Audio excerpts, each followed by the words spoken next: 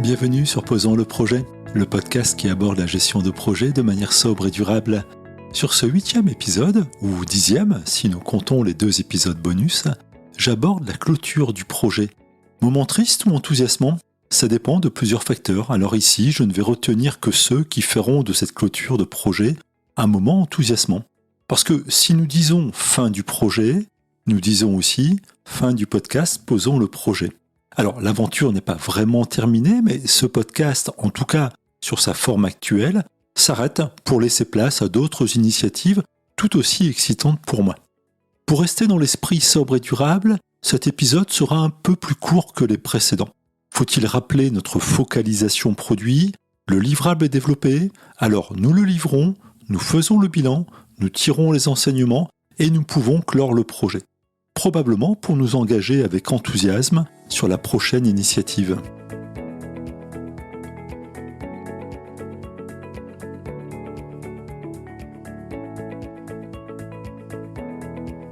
La clôture du projet n'est pas toujours un exercice simple. D'ailleurs, cette clôture n'est pas systématiquement marquée par un point précis sur le calendrier. J'observe régulièrement des projets pour lesquels la fin n'est pas très marquée. Il arrive un moment où le projet est officiellement clos, mais ne l'est pas vraiment en réalité. Les équipes ne sont plus en mode projet, mais elles interviennent toujours sur des développements ou des ajustements. Alors ce projet, il est clos ou il est toujours actif ? Revenons à une définition du projet qui précise que le projet est une organisation temporaire en vue de livrer un produit. Organisation temporaire, c'est donc un contrat à durée déterminée avec une date de début et une date de fin. Cette date de fin peut bien évidemment bénéficier d'une tolérance pour faire face à quelques événements de projet dans la mesure où une livraison plus tôt ou plus tard est acceptable pour les parties prenantes. Mais cette date de fin a été annoncée au démarrage et surtout, elle a été validée par l'ensemble des parties prenantes. Et s'il reste des choses à développer, me direz-vous ? Souvenez-vous de l'épisode sur la description du livrable, nous avions prioriser les exigences.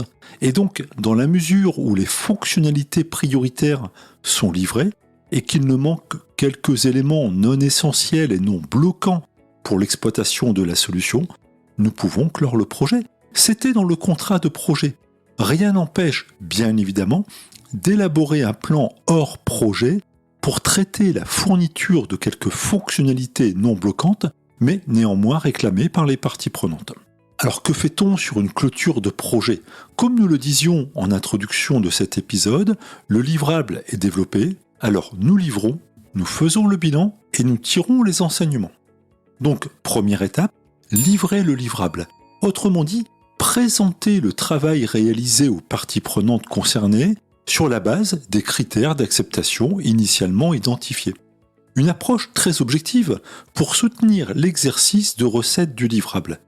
Bien évidemment, nous aurons des retours plus subjectifs des parties prenantes que nous ne pourrons pas ignorer. Ce qui plaît ou ce qui ne plaît pas a aussi son importance sur la clôture du projet et sur la valeur perçue par le client. Idéalement, nous avons anticipé en engageant ces mêmes parties prenantes tout au long du projet pour présenter les livrables intermédiaires et éviter ainsi les surprises à la clôture. Deuxième étape, faire le bilan du projet. Là aussi, travaillons de manière objective. Nous avons abordé sur ce podcast la notion de performance du projet et les éléments de performance attendus ont été définis, formalisés et validés. C'est donc sur la base de ce référentiel que nous devrions apprécier la performance réelle du projet. Généralement, nous analysons les coûts réels, le délai réel, la qualité réelle ou encore le périmètre. Mais la performance d'un projet repose aussi sur les bénéfices obtenus. Et pour ces bénéfices, il va probablement falloir attendre encore un peu. Attendre que le livrable soit exploité pour générer le changement qui apportera le résultat que nous pourrons mesurer en bénéfices. Alors c'est le moment de nous assurer qu'un plan d'évaluation des bénéfices est bien en place pour garantir cette dernière mesure pour l'analyse de la performance du projet. Et enfin, troisième étape, tirer les enseignements du projet. L'expérience a été heureuse ou moins heureuse, mais il y a eu expérience, et donc certainement des enseignements que nous pourrions exploiter demain sur d'autres projets. Alors arrêtons-nous un instant pour analyser ce qui s'est bien passé, ce qui aurait pu se passer autrement, et envisager ce que nous pourrions faire différemment la prochaine fois. Et formalisons pour partager ce retour d'expérience avec toute personne qui aura demain un projet avec une quelconque similitude.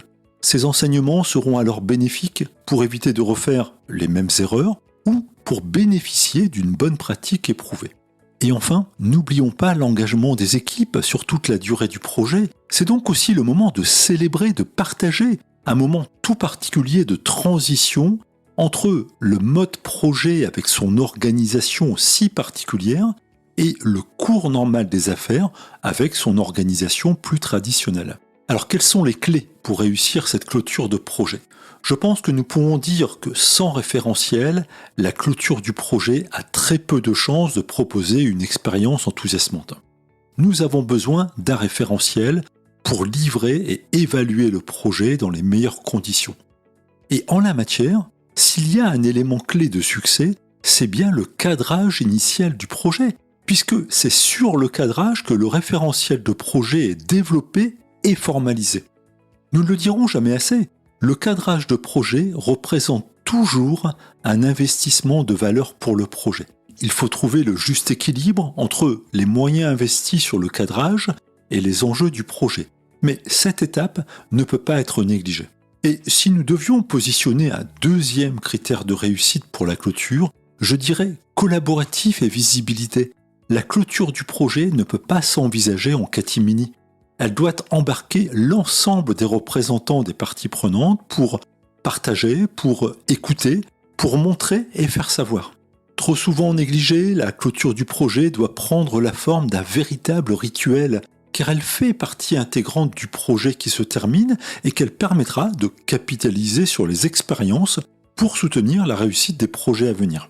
C'est ce que je m'empresse de faire pour ce podcast Posons le projet, puisque ceci est le dernier épisode et que l'heure du bilan est arrivée. Nous voici donc à la clôture de ce projet. Je ne peux pas réunir les auditeurs comme nous le ferions sur un projet en entreprise. Alors, si vous avez des commentaires, des remarques ou des conseils, sachez qu'ils sont les bienvenus pour cette clôture et pour envisager de manière plus performante une éventuelle autre saison. Dans l'immédiat, je m'engage sur un autre développement tout aussi pédagogique pour poser le projet. J'en parlerai prochainement via itpms.fr, via LinkedIn et pourquoi pas avec un nouvel enregistrement de présentation.